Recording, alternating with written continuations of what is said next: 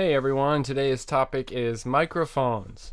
So we've recently touched on just, some of the very basics about microphones and sort of like the key aspects that determine the characteristics of a microphone. But we need to go a little bit deeper. And we're going to talk about the physical nature of the microphone itself and go more in depth onto those important components and try to put this in perspective with, some video tutorials and things like that. So still going to be more about like the description of the different types of microphones, how they work, and what their different characteristics might be, as opposed to the different specific uses or techniques on how to use that. We're going to reserve that for another time. So this one will be a little bit more about the character of the microphone itself. Okay, so the most important thing to start with is the transducer. A microphone is a transducer that converts acoustic energy into electric energy. So a transducer is the mechanism within the microphone that does this conversion. Okay, so we remember way back when we were talking about sound and how it's created by vibrations, causing waveforms and the frequency of that waveform and all those awesome things. So we're talking about this real world vibration that's happening. So the transducer is something that's going to be able to absorb that energy, that vibration, and then turn it into electrical energy that can be amplified or be converted into a digital realm and recorded in various different ways. Now, there's multiple different kinds of transducers, and this is not that science class where we're going to go hardcore into the mechanics of how each one works. What you need to know is that there's moving parts, and generally there's some sort of magnetic field that is involved, and those vibrations cause these mechanisms to move around and sort of create this electrical current based on the sound that is being captured. So if sound is what happens in the real world, that's what is heard before it becomes audio when it's captured by a microphone. And it might be captured and recorded, or it might be amplified and put through a speaker or something like that. But sound first, audio after it goes through the microphone. So an important distinction there. And there are multiple ways of converting sound into audio. We're going to learn the difference between a condenser microphone and a dynamic microphone, and even what's sort of a tertiary or a third kind of microphone known as a ribbon microphone. So different ways that we're taking this real world sound, this pulse or this vibration, and converting it into electrical signals as audio. Okay, so to help us out, an expert in microphones. So what do we really need to know about microphones?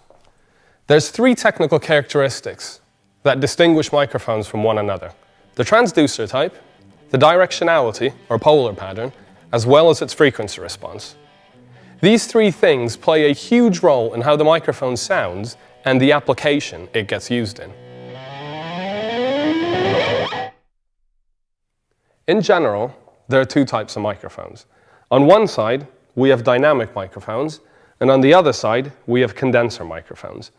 A condenser microphone has a diaphragm and an electrically charged backplate. Sound sets this diaphragm into motion, and any changes in this electrical field create your audio signal. There's one thing that we need to keep in mind about condenser mics, and that's that you need phantom power to operate them. Phantom power is typically provided by your mixer or mic preamp. A dynamic microphone has a slightly different design. It's more simple, but it's a very robust design. It consists of a diaphragm and a voice coil and a magnet. This voice coil is directly attached to the rear of this diaphragm. So when sound sets this diaphragm into motion, the voice coil moves in the magnetic field, and this creates your audio signal. Another kind of dynamic microphone is the ribbon mic. The ribbon mic also employs a diaphragm and a magnet, but no voice coil. So how does that all affect my sound? Well, the condenser microphones and ribbon microphones sound more natural, and this has to do with the fact that the diaphragm can respond to sound faster, and this provides higher sensitivity as well as more detail in your high end. Omnidirectional microphones pick up sound evenly from all directions. Just like my lavalier microphone here, I can move my head left and right, and it still picks up the sound. This can be really helpful because I don't have to aim this microphone in a particular direction.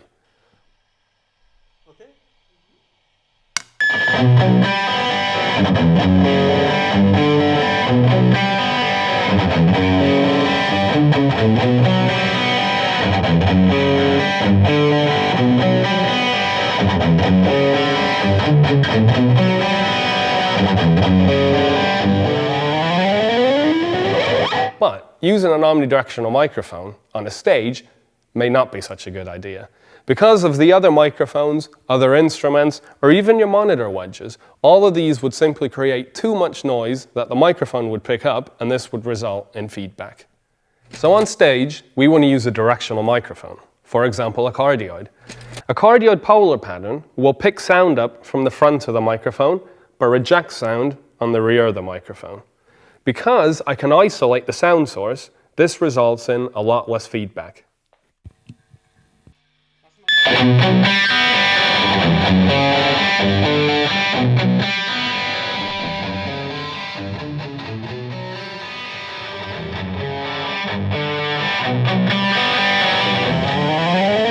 Supercardioid polar pattern has an even narrower pickup pattern in the front of the microphone as compared to a cardioid. But it will also pick up some sound in the rear of the microphone. This is something that's very important to keep in mind when placing your monitor wedges on stage. If you're using a cardioid, you can place the monitor directly behind the microphone, but if you're using a supercardioid, it's always suggested to place the monitors just slightly to the left and right of your microphone.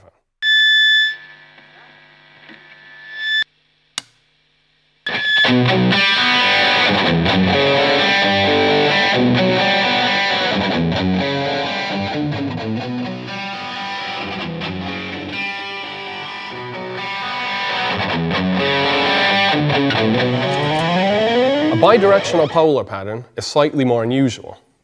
A bidirectional microphone will pick up sound from the front of the microphone as well as the rear of the microphone evenly, but reject sound from the sides of the microphone. Bidirectional microphones might be seen in television interviews or stereo miking.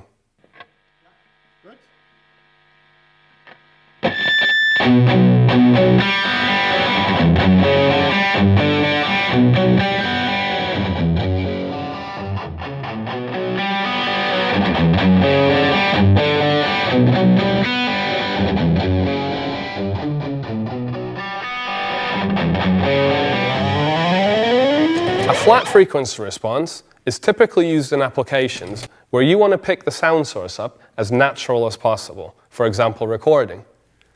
A tailored frequency response, on the other hand, is always tailored for a particular application. In the case of a vocal microphone, the mid-range might be boosted to allow your vocals to cut better through the mix, whereas with a kick drum microphone, I may want to boost the low end to give you a bit more punch.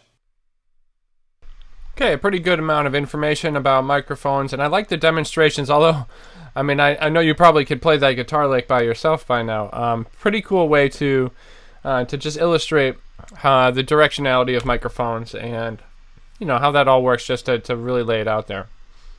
Okay, a little bit more about the transducer type so we can understand a little bit more about the functionality of it all. So a pretty cool lynda.com video that sort of breaks down the components of different transducers to sort of give you a visual on how they work and how they're distinguishable from one another. Again, I'm not expecting you to memorize all the science and the mechanics and the physics of everything. Just a general understanding of the differences, that the transducer type is different, this is how, and these are what I can expect from the results with either microphone. So here we go. All this guy is missing is a little bit more enthusiasm in his voice, but tons of great information here. And again, really just an overview of the different transducer types. And, you know, if you could remember, you know, little things like the characteristics of each one. Oh, well, what's my application? We're going to be live on a stage outdoors somewhere, and many people are going to be using this microphone. Better go dynamic, right? Because it's rugged and inexpensive, and it's going to be a little bit better at eliminating some of the unwanted sounds. It's not as sensitive as, say, a condenser microphone. So having a little bit of this knowledge is going to help you, you know, select the best microphone for this situation. I did want to point out one little thing. You know, this video in particular sort of refers to a ribbon microphone as its own type of transducer, and it is a little bit different, but other people would argue that a ribbon microphone falls into the category of a dynamic mic, albeit just a very specific type. So that's something to consider and just be aware of. So just to reaffirm some of the stuff that we went through here, a dynamic microphone is rugged, can withstand adverse environments or the abuse of, say, a lead singer that likes to do a mic drop or something like that. They're so versatile, and you can use them for lots of different applications. It's not just a vocal or something like that. It can be used for lots of different reasons, and especially when, again, like the rugged nature of them all. So you wouldn't necessarily use a condenser microphone for an amplifier, like a guitar amp or something like that, but you would use a dynamic microphone for that because it could withstand all the energy. Dynamic microphones are often going to be used in live performances for various reasons, but I mean, think of it, if it's less sensitive, then it's going to be more useful in a live environment where there's these external forces sort of around you. The ribbon microphone has a larger frequency response than the typical dynamic microphone we were talking about, but it's super fragile, and you've especially got to be careful, even with just adding the 48-volt phantom power. Say you previously used a condenser microphone in this particular microphone preamp, you need to make sure that that stuff is turned off, because even too much electricity can cause damage for a ribbon microphone. Oftentimes I have on there, oftentimes that they are bidirectional. So a ribbon microphone as often has two different sensitive areas that will pick up sound, and each one of those is going to be equally as powerful. So you can use that for various reasons where you might need a two-directional microphone. Finally, the condenser overview. It's very sensitive, used for a studio application, right, in a controlled environment. It's going to give you the most accurate reproduction of the sound with all the high frequencies and low frequencies that you would expect to have heard. We're going to most commonly be using these inside a controlled space like a recording studio, and typically during a set when there's only one musician performing the instrument, right? So we might use dynamic microphones when we have an entire band performing together. Then we might remove most of the bandmates and only leave, like, say, the acoustic guitar player with a condenser microphone to go back and re-record their stuff with the perfect take or something with using the best microphone. And finally, the condenser microphones require what's sometimes known as internal or external phantom power. So an extra 48 volts of electricity that's going to come either from a microphone preamp or a mixing console, or sometimes its very own power source. Moving on to an important aspect, polar patterns. You'll hear this referred to in lots of different ways. So polar patterns, polarity, directionality. But what you're looking at, the images here are polar patterns. So they're sort of blueprints of how a microphone reacts and where its most sensitive areas are. So the cardioid microphone, as it's referred to, has this sort of heart shape. That's why the name cardioid. It is unidirectional. It picks up best from the front, and it rejects sound from the rear. And it gives you as much control as you could have over unwanted sounds from around the microphone that's not going straight in to the front. Your bidirectional microphone, or sometimes known as a figure 8 pattern, is equally as sensitive on the front and the back. And you might be like, well, why would you ever want to do that? Well, it would eliminate the need for two microphones in an interview sort of setting. So oftentimes you're going to notice on like The Tonight Show, you'll see like Jimmy Fallon or Stephen Colbert or something will have a bidirectional microphone in the corner of their desk as sort of a supplement to the other microphones that might be around during that studio production, so that it equally can pick up the interviewer and the interviewee with only the necessity for the one microphone. And it can be used in collaboration with other microphones for more advanced techniques, which is pretty cool that you can take these microphones with different polar patterns, combine them with one another, and come up with some pretty interesting results.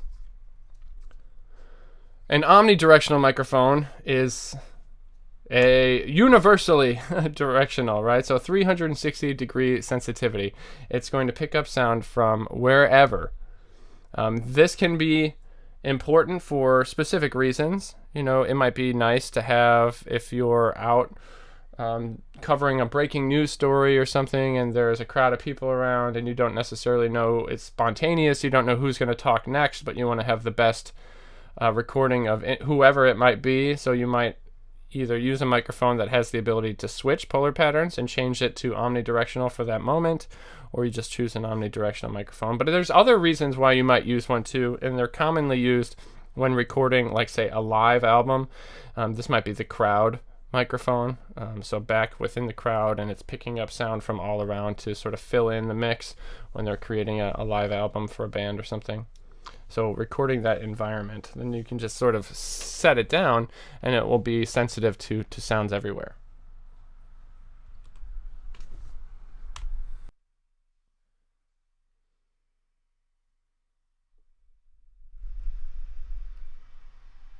I especially like the diagrams and the color coordination of this. It really allows you to wrap your head around how the polarity and how the sensitivity can be different based on the frequency response for different frequency ranges. That's pretty interesting and powerful to know about, because if you can understand all these things and you can be thinking about them when you're making microphone choices based on what kind of instruments you're dealing with in a particular day, you become that much more dangerous in the recording studio. Just a little bit more about frequency response. So the range of frequencies that is heard by a particular microphone, and we might be more sensitive to specific areas, or you might have what's known as the flat frequency response, which would be just the most accurate representation of the sound. But we might be making intentional boosts in certain areas because of its design. So we made mention before about the kick drum microphone or about a vocal microphone, and there's truth to those examples, and there's truth to other things, like a lavalier microphone might reject certain low frequency sounds because it's designed for vocals, but also because of its placement and how it might be attached to the person that it's going to be capturing. So just again, another tool to add to your arsenal of knowledge about microphones that can come in really useful.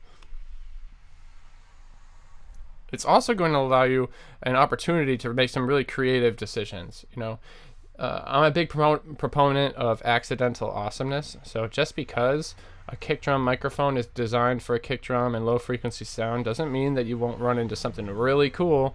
If you use that same kick drum microphone to record a piccolo for some reason, you might wind up with some really cool results that you would never know if you don't just try. So, I'm throwing lots of information out there to you guys in regards to microphones, but really just spending some time and using them is going to allow you to make to understand the most and the best instances for each microphone, but also to maybe stumble upon some accidental awesomeness.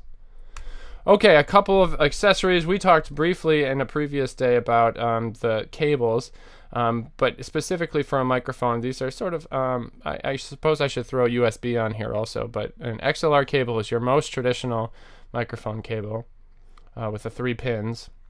So there's a male and a female side there. And then TRS stands for tip, ring, and sleeve.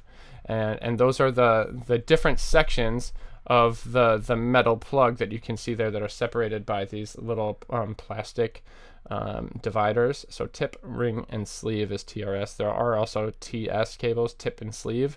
Those are for mono audio sources, and then tip, ring, and sleeve is for stereo audio sources. And the difference between standard TRS and a mini TRS is a 1/4 inch versus 1/8 inch. So your mini TRS would be something like an aux cord. Some microphones have just that sort of input on the other side. And then, of course, I was mentioning USB should probably be added to this, although we're still sort of in the realm where we, there's this stigma that USB microphones are like less professional and lesser quality than recording studio quality. So that's why its absence there. Some other accessories you should at least be familiar with. The shock mount, which looks like that star looking thing right there. So that's just a way that's a mechanism that absorbs the movement of a microphone. So you can, it can potentially eliminate handling noise. If you knock into a microphone or you need to move it, you're going to eliminate some of the noise that's associated with physically handling the microphone.